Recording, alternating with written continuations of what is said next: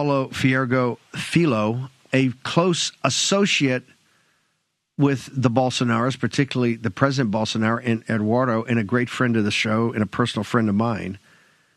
I've been very disturbed, brother, about what's going on in Brazil and what I hear is going on in Brazil through my vast back channel. And it was just, I've been wanting to have you on, but I wanted to wait till it broke into the media because I didn't want, for security reasons and others, to kind of jump this story. But now that's out in the Brazilian media, they are reporting that the Lula, the Marxist Lula, and the corrupt, insane judge, the Supreme Court judge, and the prosecutor. By the way, these guys there are beyond the Tish James level. They're beyond the Jack Smith level. They're beyond the Lisa Monaco level. They're beyond the Merrick Garland. And that tells you, in Bannon's pantheon, when you're above that, you're in with the Nazi judges. They are working on, according to Brazilian media, sir, I guess a 26-count indictment, some sort of indictment on President Bolsonaro tied to the Lula and these guys stealing the last election.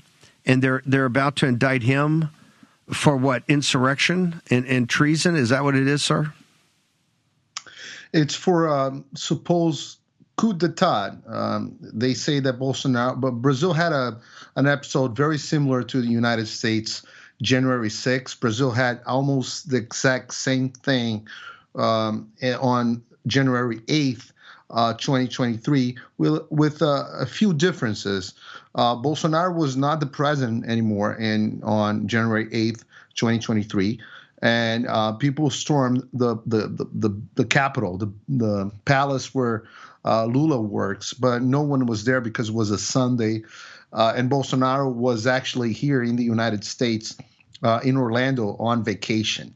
So they're saying that Bolsonaro staged an attempt of coup d'etat, and he was behind it all the time. It's very, very similar to the narrative of Trump being behind the insurrection on January 6th, but it was January 8th, 2023, and it was Bolsonaro behind it. They're actually, I'm part of the people being indicted too. My role as a journalist is because I pretty much reported on what was going on the behind the scenes of the meetings of the Joint Chiefs that were deciding what to do with Moraes, because clearly Moraes, which is the Supreme Court justice, that's the same guy that Elon Musk had the feud with, Moraes was totally out of control and rigged the 2022 election. So the Joint Chiefs were deciding what do we do with him. He's actually doing a real coup.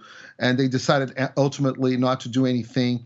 But because I reported that, they said I was inciting insurrection, so they indicted me too.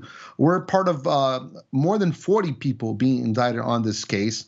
And the indictment should be coming out, the final report. We have the initial police report that was released in mid-December, but the actual indictment, the charges, are being presented according to the Brazilian media sometime next week, probably next Friday, according to my sources within the Attorney General's office. So, the bottom line is, former President Bolsonaro should be indicted for a supposed coup d'etat in Brazil in 2023 by next Friday. With that, a lot of people speculate they might issue a preemptive arrest warrant claiming that he represents a flight risk.